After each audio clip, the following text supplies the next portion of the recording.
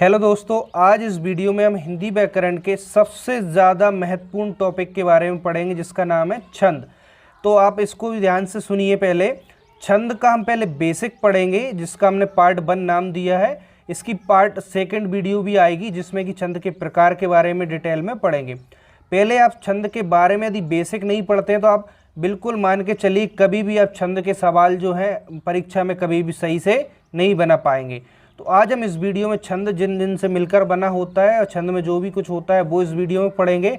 और सबसे महत्वपूर्ण छंद की हम मात्राओं को गिनना हम इसी वीडियो में सीखेंगे, जो कि सामान्यतः किसी को गिनना नहीं आती है। जनरली जो छंद के बारे में नहीं पढ़ता, सबसे ज़्यादा गलती होती है मात्राओं को गिनने में।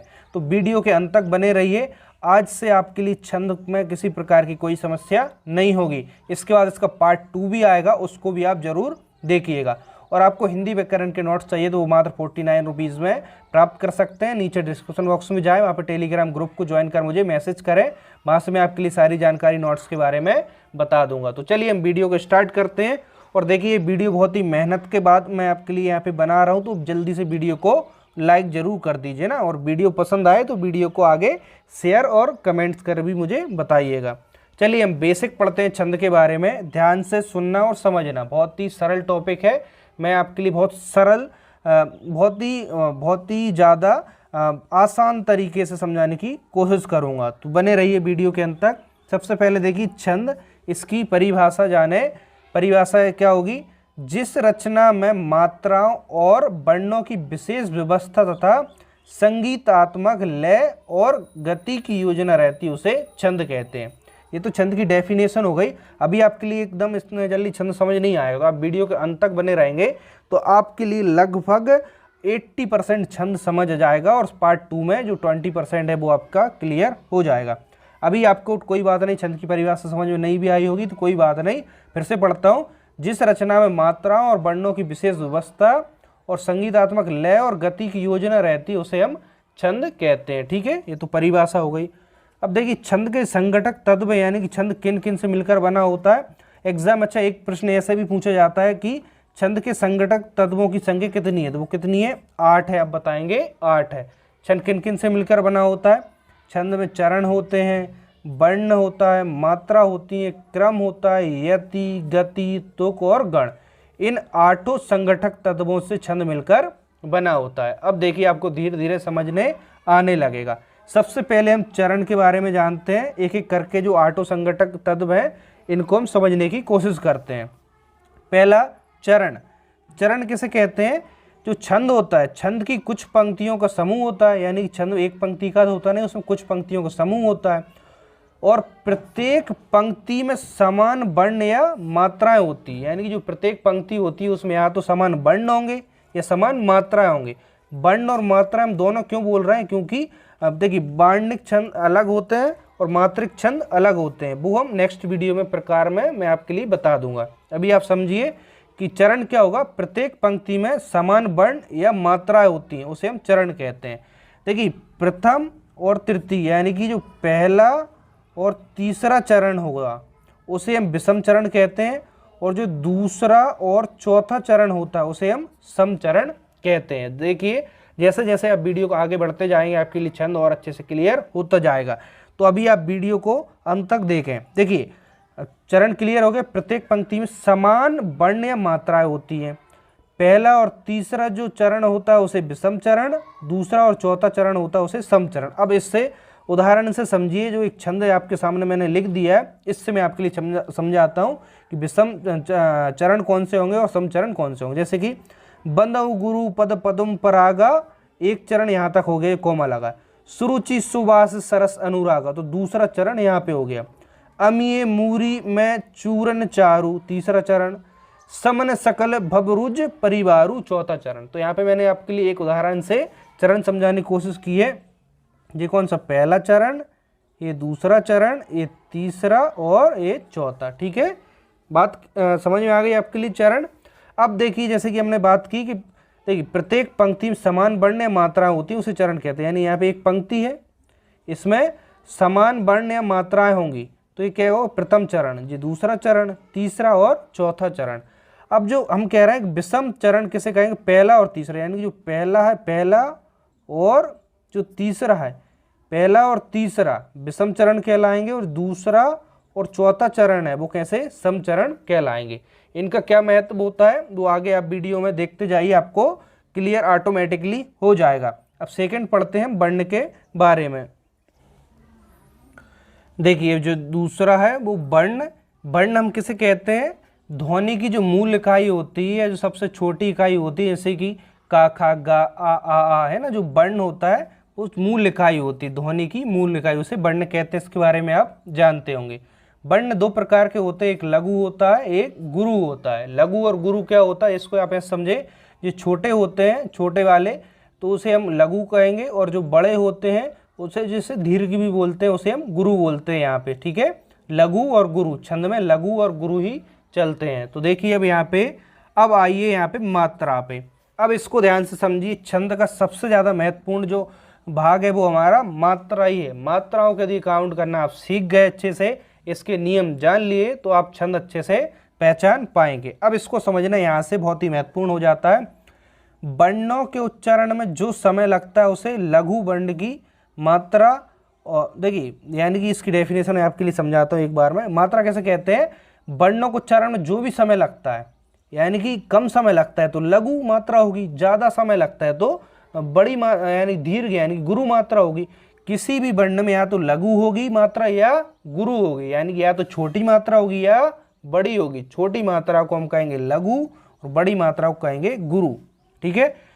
लघु वर्ण की मात्रा को हम इस प्रकार से सिंबल से इसको प्रदर्शित करते हैं, और गुरु वर्ण की मात्रा होती है उसको इस तरीके से, यानी इस साइन से उसको यहाँ पे प्रदर्शित करते हैं। बात समझ आई। अब देखिए लघु को इस तरीके से हम प्रेजेंट करेंगे और गुरु को इस तरीके से। अब मात्राओं के जो नियम होते हैं उनको देख लीजिए, क्योंकि हमें मात्राएं गिनना होती हैं, उसी के आधार पर हम छंद पहचान पाते हैं किसमें कितनी मात्रा है, ठीक है। सबसे पहले लघु जो मात्रा है उनको गिनने का या काउंट करने का नियम क्या होता है। फर्स्ट पॉइंट देखिए, लघु मात्राएं कब होंगी, जब हस्व स्वर आए। हस्व स्वर जैसे कि छोटा आ, ई, ऊ, ऋषि, ये कैसे हस्व स्वर हैं छोटे, तो हमेशा हस्व स्वर की हम एक मात्रा काउंट करेंगे 1, तो इसको हम 1 को ऐसे रिप्रेजेंट करेंगे ना सिंपल डंडे से। यदि चंद्र बिंदु वाले हस्व स्वर आए, यानी कि ऊपर चंद्र बिंदु हो और स्वर हो हस्व स्वर, चंद्र बिंदु, जैसे कि रंग देखिए, तो यहाँ पे चंद्र बिंदु है तो चंद्र बिंदु को हम एक मात्रा से काउंट करेंगे, ठीक है। तो गा, इसको भी 1 से। अब देखिए यदि यहाँ पे दीर्घ वाला आ जाए और चंद्र बिंदु आ जाए, तो चंद्र बिंदु का तो हम 1 ही काउंट करेंगे, लेकिन यहाँ पे जो दीर्घ आ रहा है इसलिए इसका 2, इसका 2 और इसका 1, ठीक है। चंद्र बिंदु लगा होगा उसका हमेशा 1 ही काउंट करना है आपके लिए। जैसे कि माँ है, तो देखिए माँ यानी बड़ा आ की मात्रा, इसलिए यहाँ पे 2 ले रहे हैं, वरना यहाँ पे सिंपल यदि ऐसा होता है, इसको देखिए ऐसे आ पे चंद्र बिंदु लगी होती कितनी मात्रा लिखते 1, गा पे अकेली चंद्र बिंदु लगी हो तो कितनी गिनते 1। बात समझ आ रही। लेकिन यहाँ पे बड़ा आ इसलिए 2 लेंगे, 2 से ज़्यादा मात्रा इसमें नहीं होंगी। सबसे महत्वपूर्ण नियम कि छंद में 1 मात्रा होगी या 2 से ज़्यादा 3 नहीं होंगी, इसमें अधिकतम 2 ही मात्रा इसमें हम गिनते हैं। तो यहाँ पे देखिए चंद्र बिंदु की 1 ही गिनाएगी, लेकिन बड़ा आ इसलिए इसकी 2 काउंट करी, गा की 1 और ना की 1, तो इस प्रकार से ना। लेकिन लिखते ऐसा नहीं है, लिखते हम कैसा है एस और 1 आई प्रकार से रहता है, इस प्रकार से उसको प्रदर्शित करते हैं। नियम फिर से दोहराता हूँ, लघु मात्रा में हस्व स्वर आएंगे तो 1 मात्रा गिनेंगे, चंद्र बिंदु वाले हस्व स्वर आएंगे तब भी 1 मात्रा गिनेंगे। ये तो हो गया हमारा लघु मात्रा गिनने का नियम।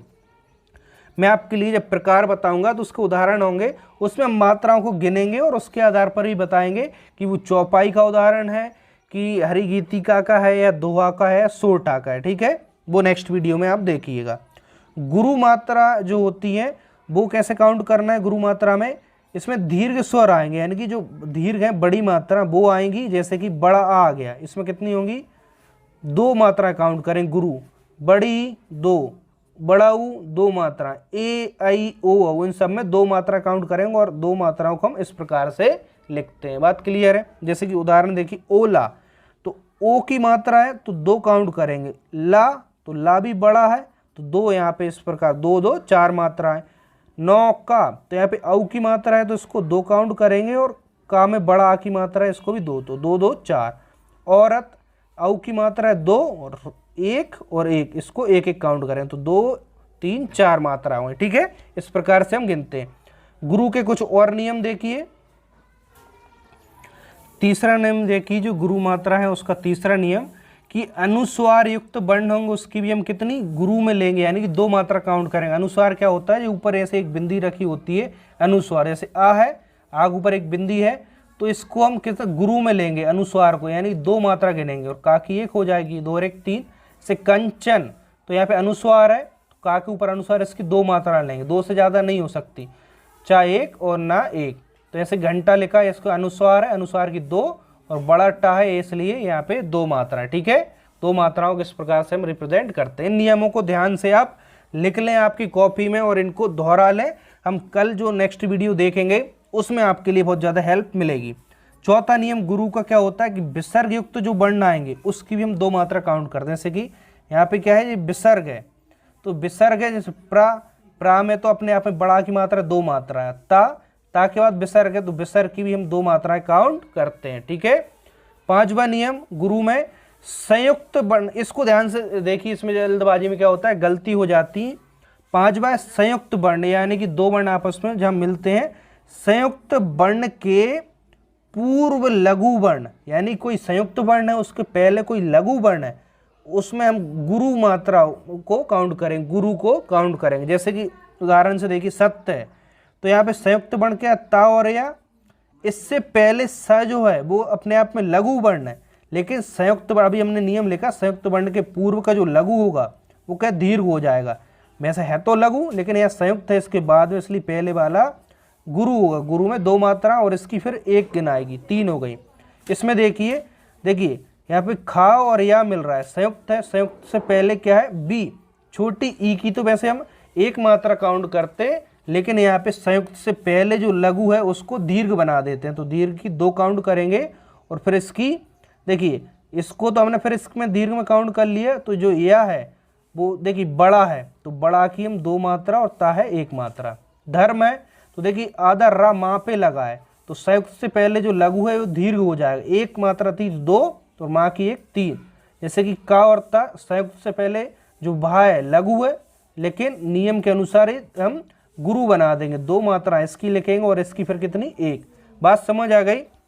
देखिए मात्राओं के बस इतने ही नियम होते हैं, मैंने आपके लिए लघु और गुरु के नियम बता दिए। आप इन नियमों को बिल्कुल बहुत अच्छे से लिख कर याद कर लें। इन नियमों के बिना आप कभी भी सही से छंदों को नहीं पहचान पाएंगे। जो भी आपके लिए अदर तरीके से बताता है वो कभी सही नहीं हो सकता, क्योंकि मात्राओं तो आपके लिए गिनना पड़ेगा।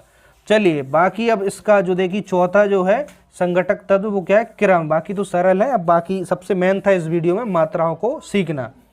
क्रम, वर्ण या मात्रा की जो व्यवस्था होती है उसे क्रम कहते हैं। जैसे कि कोई आपके सामने एक उदाहरण लिखा है छंद का, उसमें क्या होगा, या तो वर्ण या मात्राओं के क्रम होगा, सीक्वेंस होगा, है ना, उसको क्रम कहते हैं। यदि वो चेंज हो जाता है तो देखिए जैसे कि दोहा है, दोहा का क्रम यदि चेंज करते हैं तो सोठा बन जाता है, इसलिए क्रम भी इसमें महत्वपूर्ण होता है छंद में। यति, बस आपके शॉर्ट में जानना जरूरी है क्रम क्या होता है। यति गति सबसे मेन था, मात्रा वो मैंने आपके लिए बता दिया। यति क्या होता है कि छंदों को हम पढ़ते समय क्या होता है, बीच बीच में कुछ समय के लिए रुकना पड़ता है, तो जो थोड़े समय के लिए बीच बीच में रुकना पड़ता है वहां पे क्या होता है, यति होता है, यानी कि यहाँ पे ऐसे प्रकार से कॉमा लगा होता है। सामान्यतः क्या होता है, प्रत्येक चरण के अंत में यति होता है, यानी एक चरण होता है उसके बाद में क्या लगा होता है, इस प्रकार से कॉमा, यानी रुकना पड़ता है उसका मतलब, तो वहां पे क्या होता है, यति। वीडियो के पहले हमने सबसे पहले जो एग्जाम्पल देखा उसमें आप देखना कि आपके लिए कॉमा दिखेगा, यानी कि वहां पे क्या है, यति है, थोड़े समय के लिए वहां रुकना पड़ेगा। गति क्या होता है, गति का अर्थ होता है लय, यानी कि जब भी आप छंद को पढ़ते हैं तो एक संगीतात्मक लय को गति के साथ पढ़ते हैं, यानी कि उसको गति लय, जब भी लय के साथ कोई चीज पढ़ते हैं तो आप गति देते हैं उसके लिए, तो उसी को हम यहाँ पे गति कहते हैं, यानी कि संगीतात्मक लय है उसे हम गति कहते हैं। तुक क्या होता है, चरण के अंत में स्वर व्यंजन की समानता मिलती है उसे हम तुक कहते हैं। तुक यानी कि जैसे कि आपने कोई एक दोहा या सोटा या कोई सा भी छंद पढ़ा, उसके अंत में मान के चलिए जैसे कि ता आया, तो दूसरी लाइन के चरण में भी आखिरी में ता आ गया, तो क्या हो गया, यहाँ पे समानता हो गई चरण की, यानी कि एक अपने आप में जो कहते हैं ना, जो तुक मिल गई तो उसे तुक कहते हैं। गण क्या होता है, 3 वर्णों के समूह को गण कहते हैं। 3 वर्णों के समूह को, यानी कि अधिकतर आपके लिए छंद में 3 वर्ण ही मिलेंगे, जैसे कि इसमें हम देखें, जैसे कैसा, या गण, सगण, है ना, मगण। इस प्रकार से जो 3 वर्णों से मिलकर बना होता है, 3 वर्णों के समूह को हम गण कहते हैं। तो बाकी तो सब बहुत इजी है, थोड़ा थोड़ा उसके बारे में आपके लिए जानना जरूरी है, लेकिन इस वीडियो में सबसे ज़्यादा महत्वपूर्ण बात करें तो वो क्या हो गई, मात्रा हो गई। तो आज की इस वीडियो में हमने क्या पढ़ा, सबसे पहले छंद की परिभाषा जानी। छंद की परिभाषा के बाद हमने देखे छंद किन किन से मिलकर बना होता है, 8 संघटक तत्वों से मिलकर बना होता है। उन 8 को हमने इस वीडियो में पढ़ लिए। चरण के बारे में पढ़ा हमने, है ना, तो यहाँ पे वर्ण के बारे में पढ़ा, मात्रा, क्रम, यति, गति, तुक और गण, इन सब के बारे में हमने जान लिया। तो अब आप वीडियो के अंत तक यदि पहुंच गए हैं तो आपके लिए छंद लगभग 80% आपका यहाँ तक हो गया। अब 20% क्या है वो आपके लिए इससे नेक्स्ट वीडियो में मिलेगा। इससे जस्ट नेक्स्ट वीडियो इसी पे आएगी, इसमें छंद के प्रकार लेंगे और उसमें हम मात्राओं को काउंट करेंगे और बताएंगे कि उसमें कौन सा छंद है, चौपाई है, दोहा है, सोटा है, वो हम इससे नेक्स्ट वीडियो में पढ़ेंगे। दोस्तों यह वीडियो बहुत ज़्यादा मेहनत करने के बाद बनी हुई है, तो आप प्लीज़ इसे लाइक, शेयर और कमेंट ज़रूर कीजिए, और चैनल पे पहली बार आए हैं तो चैनल को जल्दी से सब्सक्राइब कर लीजिए। तो मिलते हैं हम नेक्स्ट वीडियो में, तब तक के लिए धन्यवाद।